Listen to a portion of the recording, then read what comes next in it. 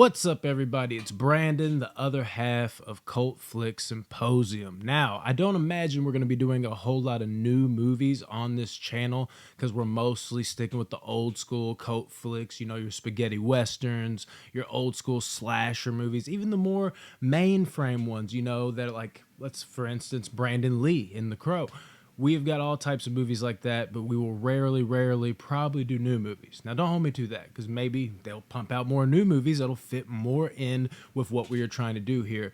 And this one, I talked to Derek, the other half of Cult Flick Symposium, and I was like, man, this kind of fits our credentials and what we're going for here, does it not? A movie about a bear attacking people on cocaine? Yes. So let's dive into it. There's not really anything to spoiler here. You kind of know what you're getting into. There's not like a whole lot of weight here. It's just supposed to be a fun, dumb movie, which again is what we do here. Did it deliver on that? I'm going to say yes. I think Cocaine Bear was a blasty blast. Was it as good as I had hoped? It did leave a little bit to be desired in a couple places, but overall, did it deliver? Yes, I think it did. I think this one is definitely worth your price of admission if you're into these types of films, and chances are if you're here, then guess what? It's probably up your alley. Cocaine Bear is...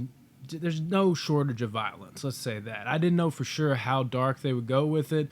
It's not like dark as in like, oh my god, this is edgy, this is disturbing, but it's that colorful blood, you know, like, oh my god, is this happening right now? That's fucking crazy. Look at this murder I'm seeing type of violence. But it does go there in terms of gore.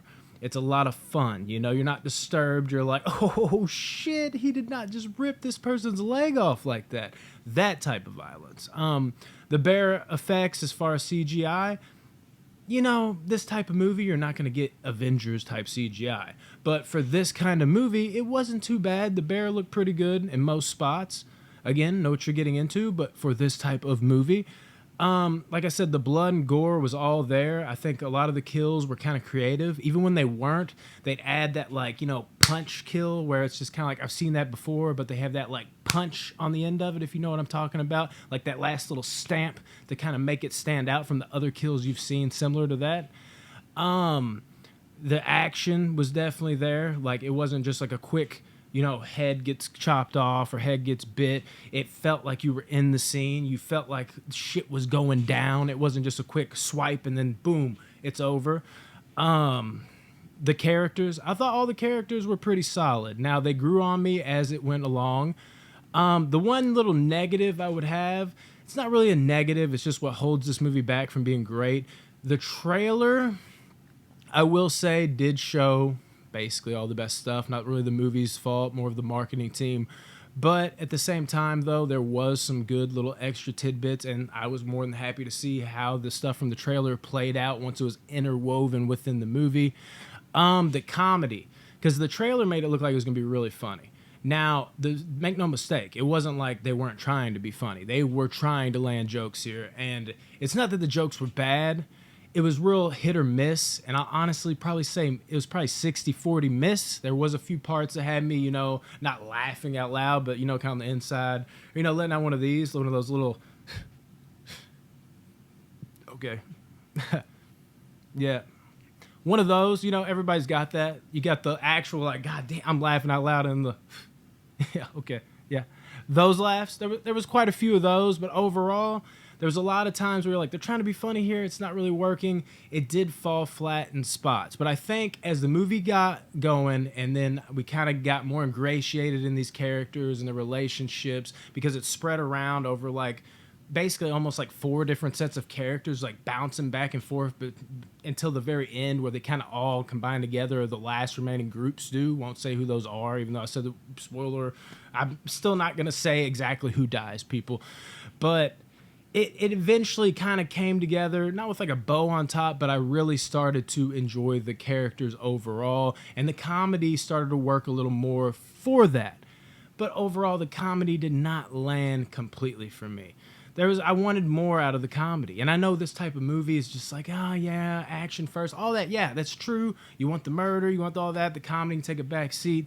And it's not like it wasn't funny. There was moments, but I wanted this to be like, oh my God, this is actually surprisingly like a riot. I kind of got that vibe from the trailer. Don't shoot me, people. Did not get it fully here. But yes, it was still at least somewhat funny and somewhat good. That is not to hold back the movie completely, though. Like I said, this was a good time. It was a fun time. I was never bored. It really moved along at a decent pace. Not a brisk, like crazy pace, but like it did move along. It never felt like a slog. And it was always, you know, consistently fun, consistently entertaining. Even when the comedy did fall flat, it had a fun vibe throughout. I was really feeling the 80s synthy type score it had going for it, which we've heard a million times now after like Stranger Things, but it worked here.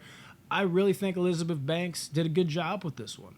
I'm looking forward to seeing even more from her. I know she's directed a couple other things. I always forget that, though. Like, even when I saw her name on this, I'm like, she directed Cocaine Bear? What the fuck? But, you know, it's good. It's good.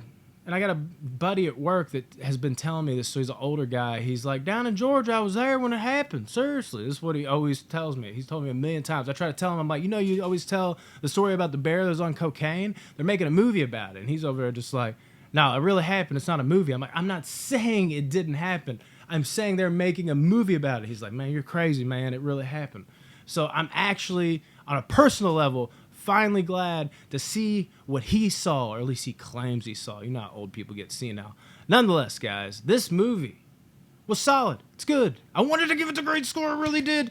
But damn, it's damn near great. And such an easy, like, you know, what we love here, turn your brain off, but not too stupid. It's stupid, but it's like creative stupid. You know what I mean? There's a difference. Our type of film here at Cult Flick Symposium, at least on my end, I hope Derek watches it and he can give us a review, maybe, you know, following up. He might say I'm crazy. He might actually say I'm crazy the other way, where he's like, actually, it was funny as fuck, man. What are you doing, Brandon? I don't know, Derek. Why am I slapping myself? I don't know, people. It's getting late. Love you guys. I'm going to give this movie a 7.8 out of 10. 8 and above is great to me. It was damn close. Like I said, if a little bit more of the comedy would have landed, I would have been right there with it. But still, go see this fucking movie, guys. Cocaine Bear is a blast. And I mean that shit. Peace.